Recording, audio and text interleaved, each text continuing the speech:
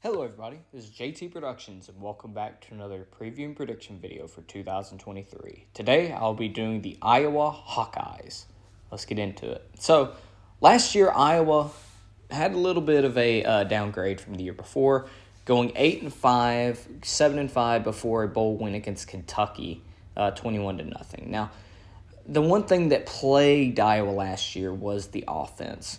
Kirk Ferentz hired his son Brian Ferentz, and it's sort of some nepotism with the fact that their offense was terrible, but he doesn't want to fire his son, and yada, yada, yada, all that stuff.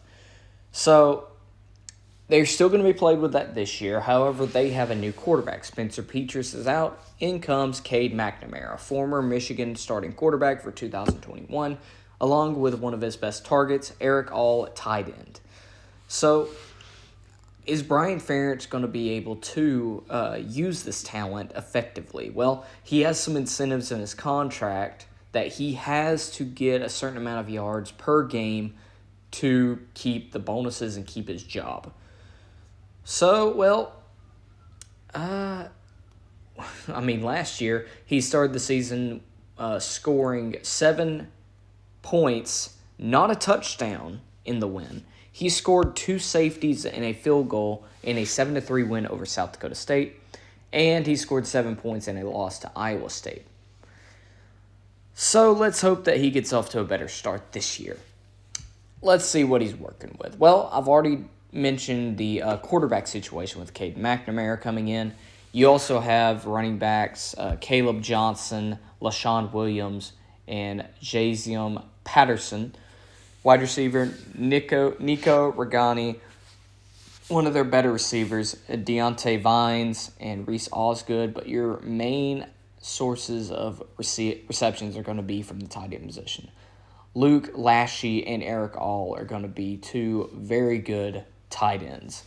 On the offensive line, it was decent, not really that good last year, though. Mason Richmond, Nick DeJong, Logan Jones, Bo Stevens, and Jennings Dunker are going to have to improve this year to help Iowa win more games. Now, they did get 2 graduate transfers in Rusty Felth from Miami of Ohio and in Dejan Parker, graduate transfer coming in from a community college, a JUCO guy. So the offense, we'll see how it goes. On the defensive side, this is their strong suit.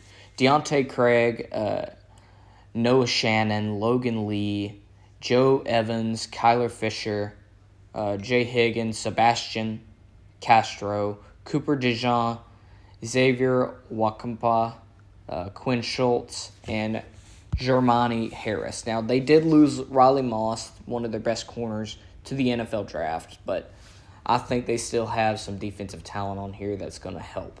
Now, they do have a senior transfer linebacker from Virginia, Nick Jackson, so he could help out as well.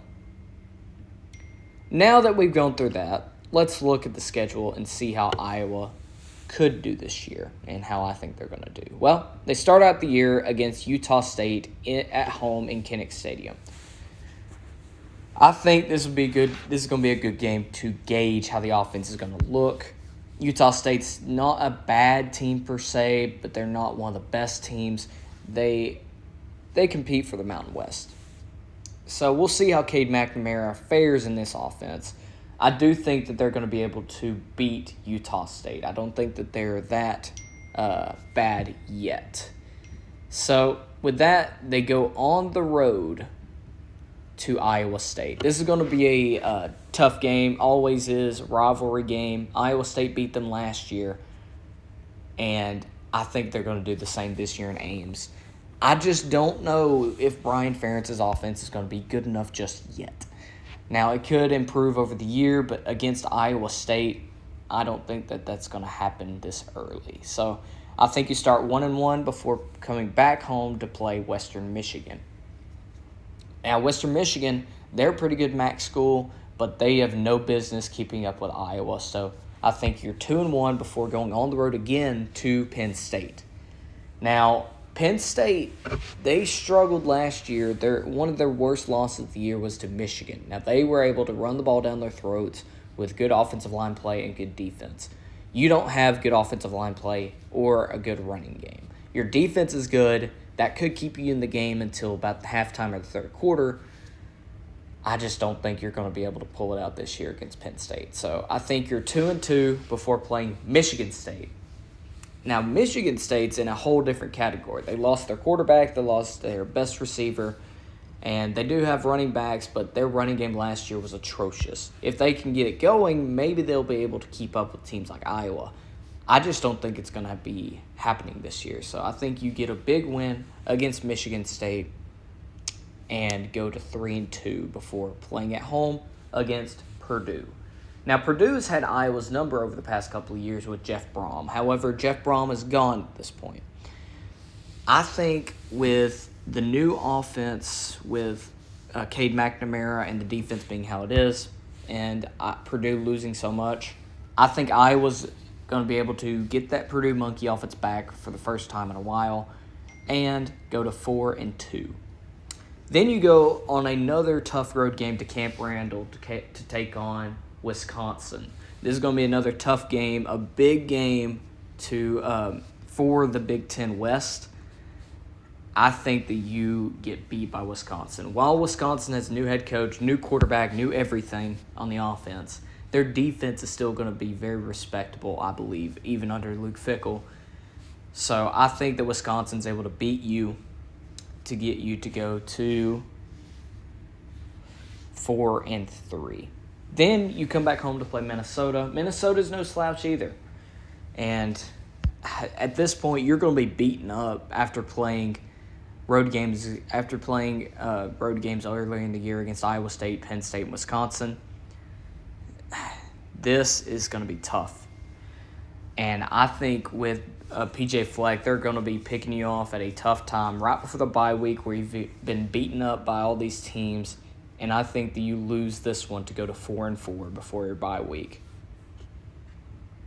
Now, after the bye week, you have a lot easier schedule coming out. You play Northwestern and Rutgers.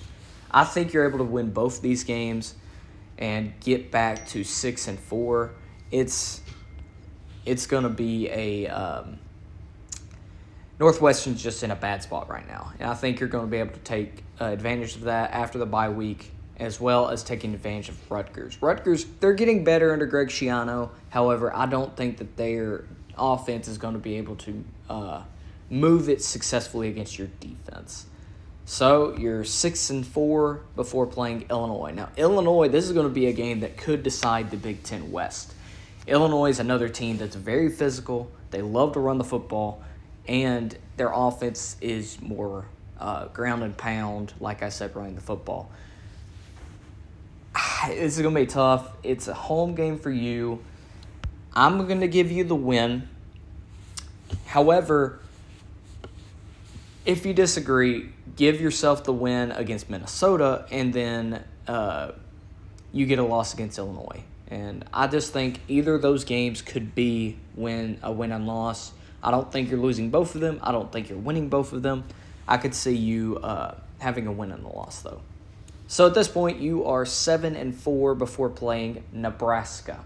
Now, Nebraska is a team that is getting better, it seems, under Matt Rule. They're bringing in Jeff Sims. They're bringing in a bunch of pieces.